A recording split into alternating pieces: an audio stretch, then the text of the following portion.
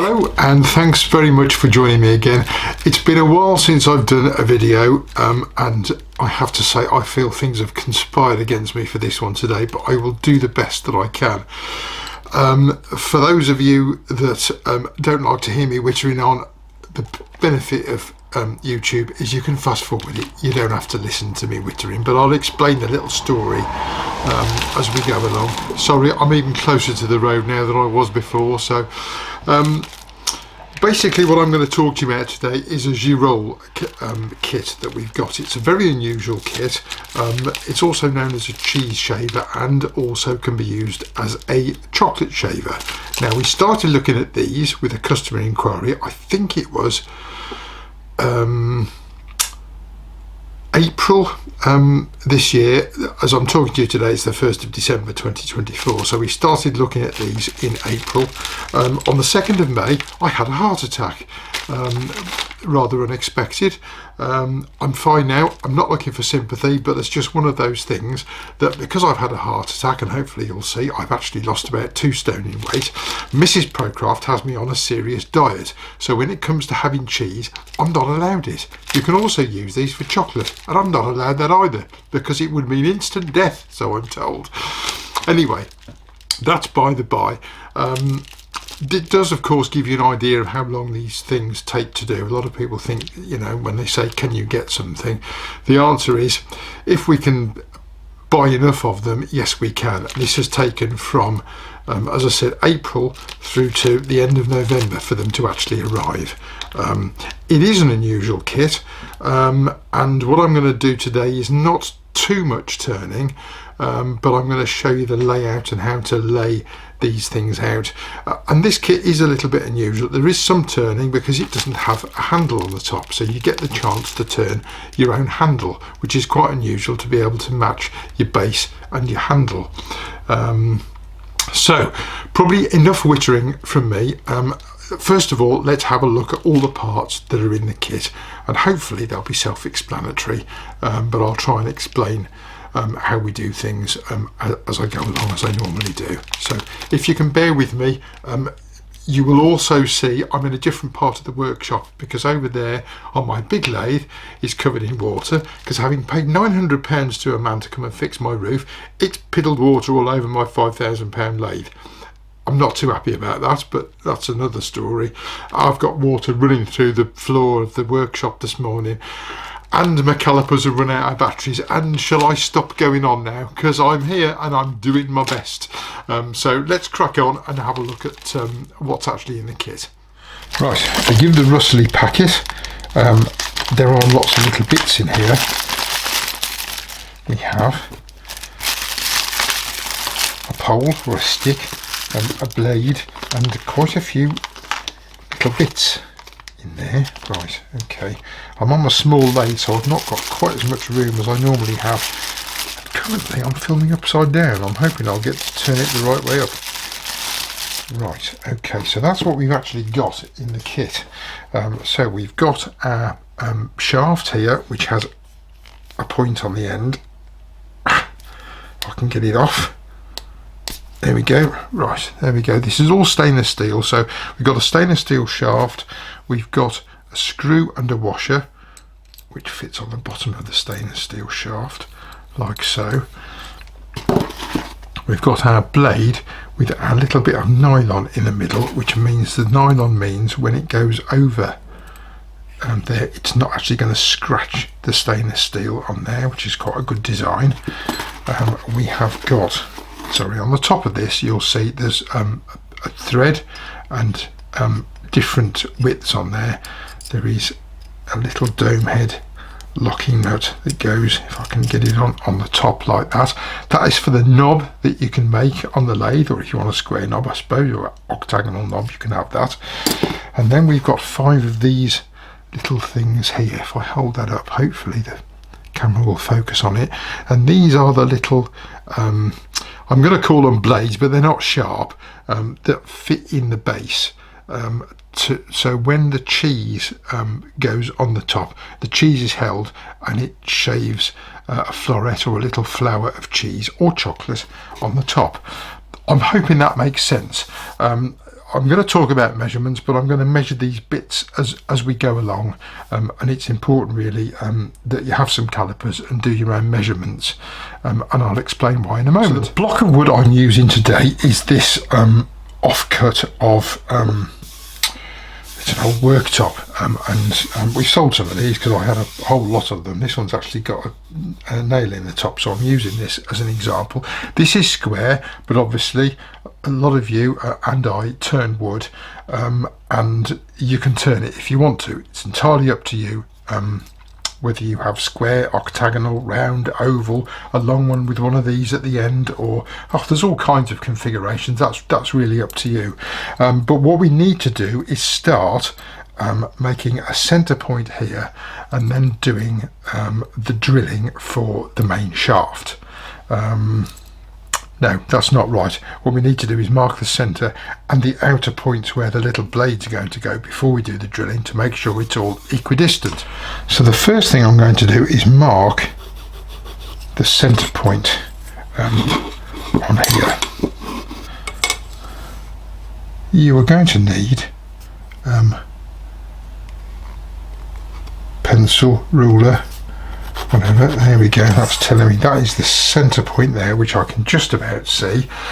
What I'm now going to do is get, if I can find it in my workshop because everything's been moved, a pair of compasses to mark where the little blades are going to go. Now, normally what I do is set the little blades at about 4.5 centimetres radius. So 4.5 centimetres on here, that's about 1 3/4 inches in old money, I believe, and I'm just going to mark a circle on there like that.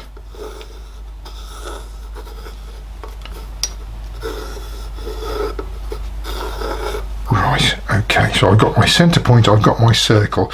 What I now need to do is to mark the points at which they're going to cross. So I'm going to use the crossing lines that I've used. Where's my pencil gone? The crossing lines that I've used to mark the centre just on the edge. Obviously you can put these wherever you like, really. There are 5 little blades in the pack. We're going to put 4 in. We supply 1 spare because we just know some people will say, oh, lost them. So you get a spare. Right, so they're now marked on there, and those little blades that are here, fiddly little things, are going to go there. Now I normally set them, I'm not sure whether you can pick that up, I'd normally set them on the inside. All they do is actually hold the cheese, so they have to be knocked in. But what I'm going to do, I'm not going to knock them in at the moment, I'm just going to use a little chisel and just put a little mark in there, so we can actually sand off and rub off the pencil marks and still leave ourselves a mark on the board where the parts have got to go. Right, so I'm going to mark this. I'm a bit short of space here, I confess. Just going to mark a little point on there. I'm going to use the chisel the same way round on each one.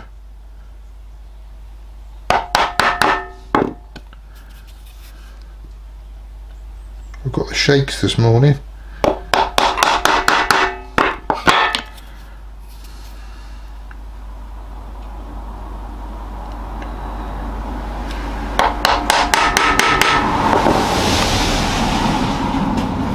Right,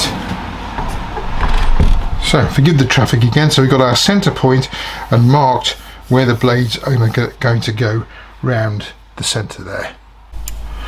Right, so the next thing I'm going to do is to measure my shaft, which is 6.92 millimeters. So if you want to inset this, you don't have to, but you can. It will be a 7 millimeter drill to inset it into there, not all the way through, because what you need to do is countersink the bottom of it to take the screw and the head of the screw. So the screw will go through a 5 millimeter hole, and the head needs to inset in an 8 millimeter hole. So we've got 5 millimeter, 7mm and 8mm respectively, but do measure your kit. What I can't tell you is how far to drill, because that depends on what thickness of wood. This is a nice thick bit of wood. You might decide to use a much thinner board than I've got here, but those basically are the measurements, and it's important that it's drilled flat in order that the shaft remains upright and perpendicular.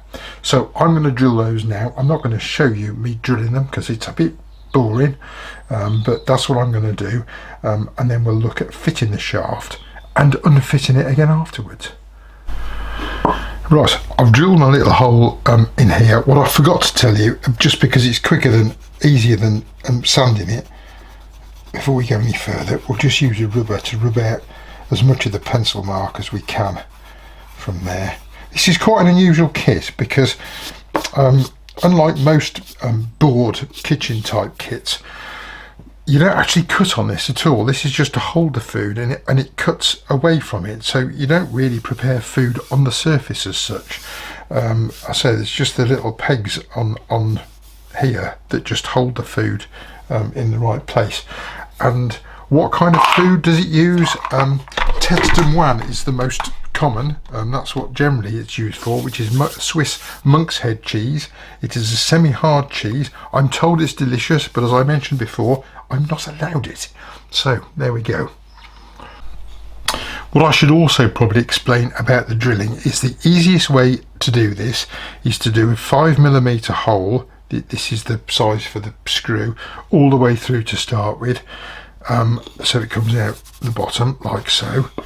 Then you do your little bit of 7mm indent if you want it in the top. You don't have to. You can just set the stainless steel rod flat on the top if you want to do that. And what I'm now going to do is just countersink the 8mm to allow the screw head inset into the wood. There's a little tip here. The screw comes with a washer. Generally, I don't use the washer. If you use the washer, you'll find you need to drill a bit bigger than 8mm hole there. But I'm just not going to use it because, as far as I can tell, it doesn't really do anything. So I'm just going to check that the screw fits through the hole and pops out the other side, and I need to go and fetch a screwdriver. I've done that, so I've pushed that through, and I haven't come quite far enough because my screw's not sticking out, so I need to do a few millimetres further. So we'll take that screw out of there and we'll go a little bit further in. I've drilled a little bit further in, and let's put my screw in, poke it through. Yes, we've now got a screw sticking out that side, so we can look at actually screwing on our shaft. I'm trying to do this on the camera, not really easy, so you can see it. I don't even know, I haven't got my screwdriver in the screw head. Is that going in? I can't tell. Not quite, no. It's just a bit fiddly trying to do this on camera, so you can, now it's going in. Right, there we go, and we'll tighten that up. Sorry, I'm trying to get it on the camera, but it's just a bit unwieldy. I can feel that pulling in nice and tight. And there, and now we've got our spike fitted, and it's nice and straight and level. Right, the next thing I'm going to do is, or can do, is to tap in the fitting things. Now, what finish you use on this is entirely up to you. Probably a food safe finish. I might use finishing oil on this, I don't know. Maybe I just won't use anything. But that shows you the shaft. Now, when you see these, I'm not quite tightened up far enough. When you see these pre-manufactured, because you can buy pre-manufactured ones, they're always fully built. What I'm going to do, as something just a little bit different, is actually, I'm going to wait for the traffic to go. I'm going to use my pillar drill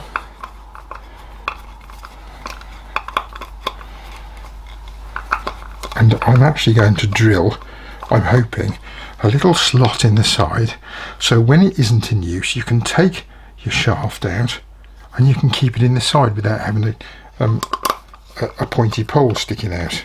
So that's my plan. There we go, let's take that out. Take my screw back out, and now I'm going to drill a hole in the side. You're going to need, if you do this, a pretty long drill, because that's quite a long shaft.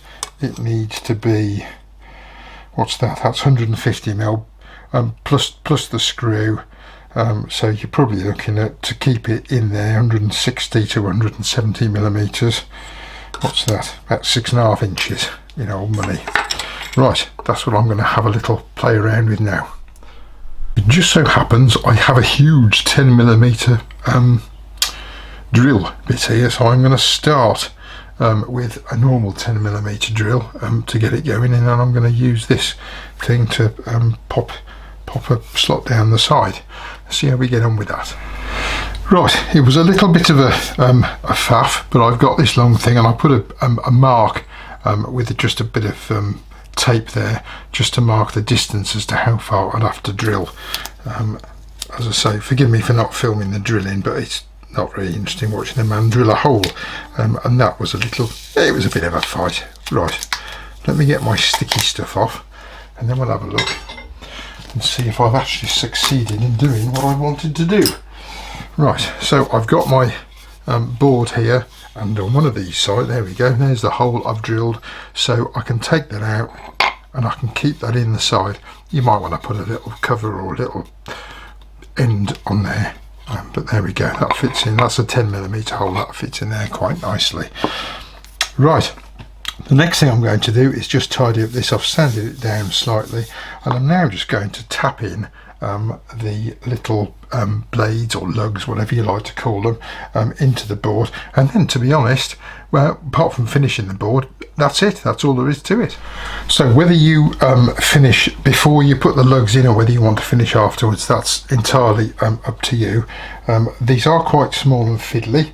I've got a little hammer here. I confess I've not done these before, so this is the first for me. I've built one of these before, but the prototype we had didn't come with these little lugs, so I had to use nails and inset nails to come up to test it, which was okay, but there we go. Right, as I said, they're not sharp, they're just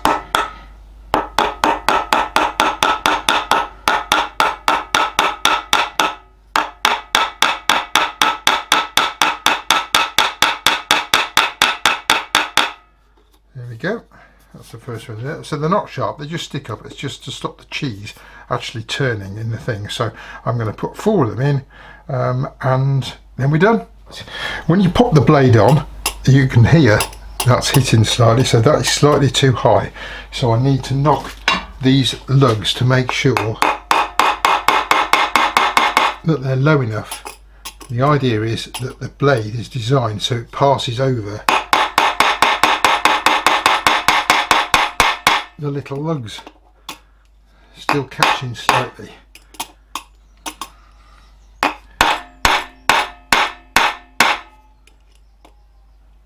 There we go, that one needs knocking down as well. That one's okay. Oh, not quite. Right, however, that's only to protect it when you get right to the bottom of your cheese.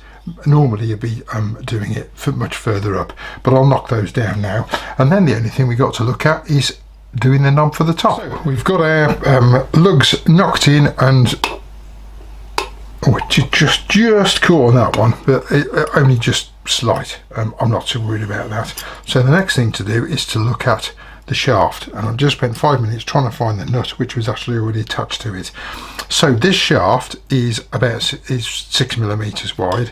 Up the top it's 4.9, so we need a 5mm hole for our knob all the way through. And again, this depends on your design. You might want to inset the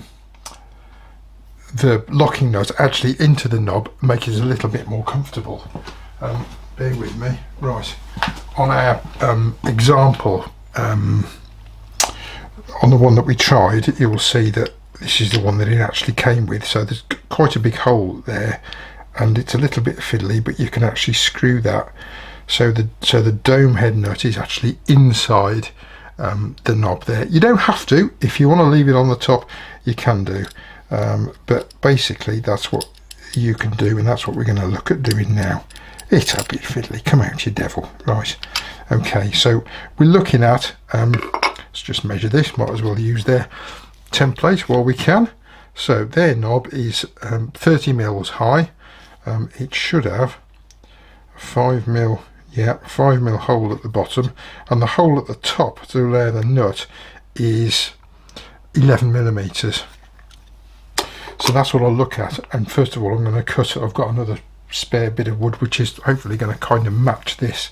Be quite nice to make a set something where you've got a base and a knob that actually match. There aren't many kits available like that. So I'll go and cut me a bit of wood, and then we'll look at drilling and turning this. Right, so I've done my 5 millimeter hole. It does work. It's slightly tight. I'm not sure whether I shouldn't do 5.5 mil. I think I'm going to do a 5.5 mil hole, just so it rotates a little bit easier on there, because it should be. Although I don't know. Maybe I'll leave it. We'll try it as it is. I can always make a hole bigger, can't make it smaller. So I've put 5 millimeter hole all the way through, and then I've countersunk an 11 millimeter hole. Could actually maybe have been slightly smaller for the dome head nut, and that's gone in about 7.5 millimeters into the top, so it's kind of hidden. And now what I need to do is just turn that on the lathe. Right, what I'm using here on my little lathe is a dead center at headstock. I've got one of our own live centers at the rear. It's got quite a long narrow point, and I'm quite lucky that actually for this particular project that fits in there and enables me to get right the way to both all sides of this thing. So basically I'm going to turn this now, and you can turn whatever shape you want. If you want to turn that kind of shape, you can. I'm not particularly keen on it. I might just do like a big oval. You could do mushroom shape, anything you like, or if you want you can leave it square, have it octagonal. The world is your lobster, as they say. Right, glasses on, let's do a bit of turning.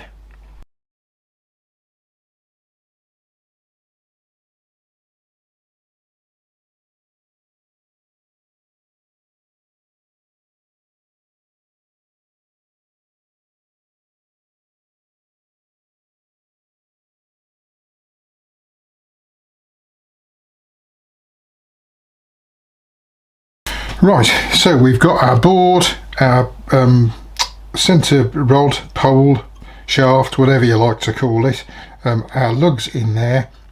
We've turned our little handle, and we're going to pop it on there, pop the screw on. It may well be that you can do it by hand. It may be that you need a little pair of needle nose pliers to get in there and tighten it on. But there we go. There's probably other ways that you could do it. You might even be able to cover the thing up entirely with a bit of wood in the end. I don't know, you clever people out there will probably think of something much cleverer than me. There we go. We have one finished Girolle with a matching. It doesn't look like it matches because this is shiny and this isn't, but once that's polished up that will match, I believe. It's actually walnut, this, which is rather nice. So there we go. Your cheese goes on there, held in by the lugs, or chocolate, as I mentioned before. You can use chocolate, but then you will have to make something else in wood to shape your chocolate before it goes on there. And it is for a semi-hard cheese, as I said before. There we go. So as I always do, I'll hold the finished thing up at the end, and you can now see the finished thing there. With its matching knob and thing there, and as I said before, where's the hole? There we go, little hole in the side there, so when it's not in use you can lay the blade flat, pretty much flat on there, take the pole out and store it in the side there. I've not seen that done before. It was just an idea I had that came to me overnight, and I thought, well, why not, we'll give it a go. So I hope that's been useful. Thanks very much for watching. I hope it's not going to be so long before I get to do my next video. We have got some more new products, and if I ever get the workshop sorted out, I'll hopefully be a little bit more organised next time. Thanks very much for watching. Enjoy your workshop. Take care. We'll see you soon. Bye for now.